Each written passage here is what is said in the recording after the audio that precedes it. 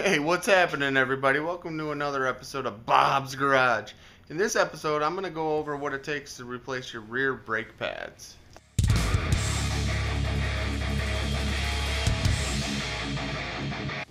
Alright, so I don't have the energy quite yet, to tackle removing this entire front end and tapping the hole and dealing with the transmission line issue yet. I'm going to be traveling soon, and that's an entire can of worms that I don't know, I don't really want to deal with. Look at this. Look at this tire. Wow, I need an alignment. Okay, so what I want to do is I'm going to have to jack the entire car up anyway, so I can fill the transmission with trans fluid again. So what I figured out I wanted to do was I wanted to inspect and check my rear brake pads. I'm pretty sure they need to be replaced. They're starting to grind after my car sat for a few months while I was working on all the other stuff, the engine and trans pull, all that. First drive I was like, wow, I have like no rear brakes. So we're gonna pull the tires off. What do I got here? I believe this is a 17 millimeter long, I'm tired, guys, sorry. Deep well socket, thank you. And what I always recommend doing is before you jack the car up, break these free. So I just use my breaker bar and broke them free. And then now I'm going to jack up the car and use my impact and take them off the rest of the way. If you have a badass, raw type impact gun, you might be able to pop them off without breaking them free first. Alright guys, I've mentioned this before a couple times, but I got these through Amazon. They were a little bit pricey, maybe 10-20 bucks. But it is a two-piece wheel hanger set, M14X P1.5. I don't know what that means, but this is what they are. They are alignment pins for your wheels. Not much to them. You remove your lugs. You thread these bad boys in, and it allows you to, like I said, align your wheel when you install it and remove it. So there you go. Now it doesn't fall off and roll away or whatever. Now I can grab it and pull it off nicely. Yeah. And that's what they look like. Okay, let me get my flashlight here. Holy shit. Wow. Okay, so I can't even get a camera angle on that. Yeah, I would say I need brake pads. Shit.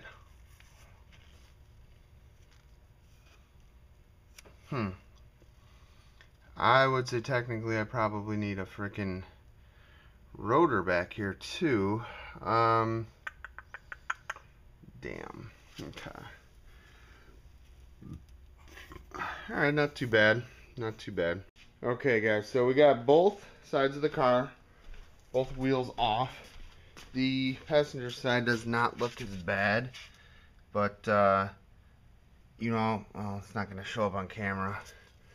The rotor looks pretty similarly fucked. Okay, now all you need is a 13 millimeter socket and a 15 millimeter wrench. So you have two bolts, one right here, and this is where your 13 millimeter socket goes, and then you're going to use your 15 millimeter wrench to hold this nut. If you just turn this bolt, it'll just sit and spin basically. So you can kind of see here I have it set up. And I'm going to need two hands to be able to do this, and I don't have my tripod out here. So, yeah, but like I said, just put your 13 millimeter on the end and hold on to this nut. And then you're going to remove the two bolts, and that'll allow you to remove the caliper to get to the brake pads. Okay, we got the two bolts out. They're pretty small. And you can see here, hold on.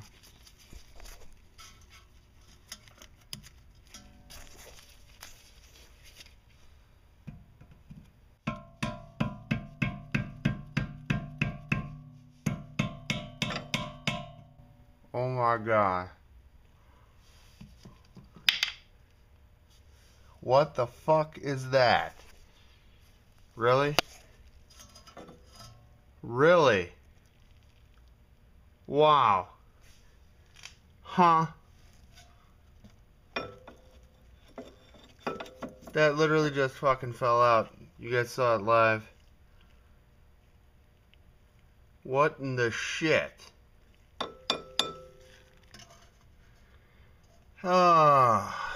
Okay.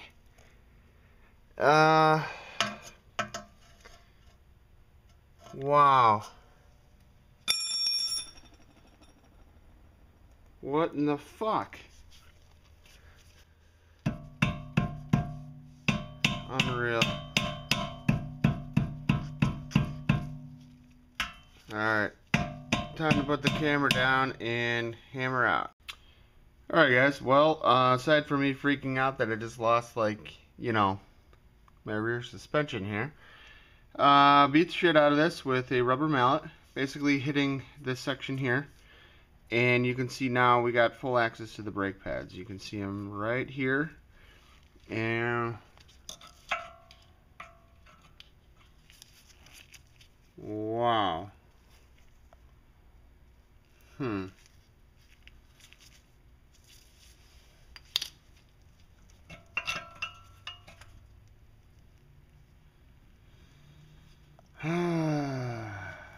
Okay. Alright.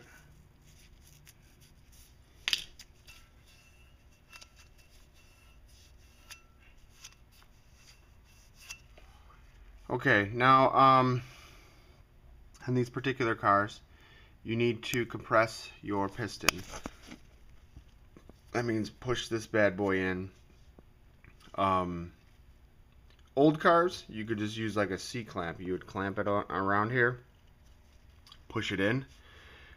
These newer cars, you actually have to have like a tool or something to go in these. There's grooves right here, and it's almost like it's threaded. It has to like rotate in or turn in rather than just being able to press or push in. Unfucking real, guys. I cannot believe that.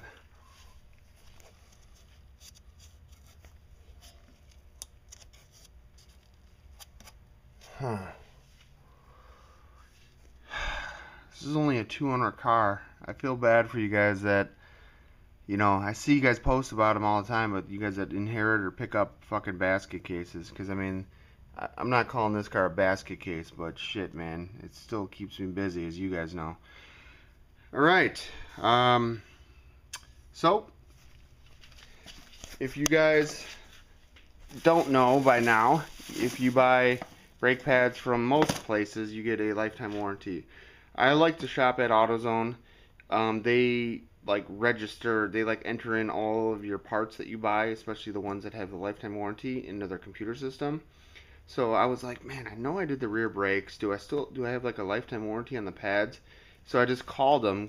I don't have time to save fucking receipts and shit.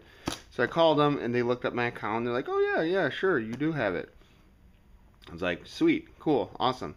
So they gave me, well, I had to buy them ahead of time, but they gave me a set of brake pads, and then once I install these, I will throw the old ones in the box, bring it back, and I get my money back. Or if you don't want to like have to charge it or buy it or whatever first, you can, you know, take these off, bring them into the store, and then swap them into the box when it's like in the store and doesn't cost anything.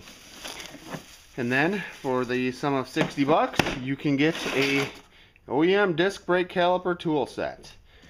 This is also from AutoZone, and I'm renting it. So it costs me 60 bucks to rent. You get 90 days to return it. This is the tool that turns your piston back into the housing there. So you got to find the right adapter, and then you got to basically finagle it and configure it so it'll fit onto your housing here, and it will push your stool in, so to speak. What? Alright, so let me get this thing set up, show you how it looks, how it works. Alright guys, I'm gonna need two hands to do this, but I got one of the adapters. You can see it was, well, anyway, it's from the kit. It kind of snaps onto the end here, and this is gonna go more or less, I'm gonna need 2 hands to do this, inside of this guy here like this, so that way those 2 dots lock into your piston, and then this plate will push or pull up against the housing itself, or the caliper, or whatever you want to call it, once you start turning it and tightening it. So I'm gonna need 2 hands to do this, but that's more or less all it takes. And then as you're turning it, it's also turning or rotating or screwing in your piston.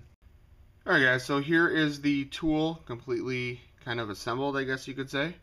And you can see how it's locked into the piston with these little notches here, and it's pushing back.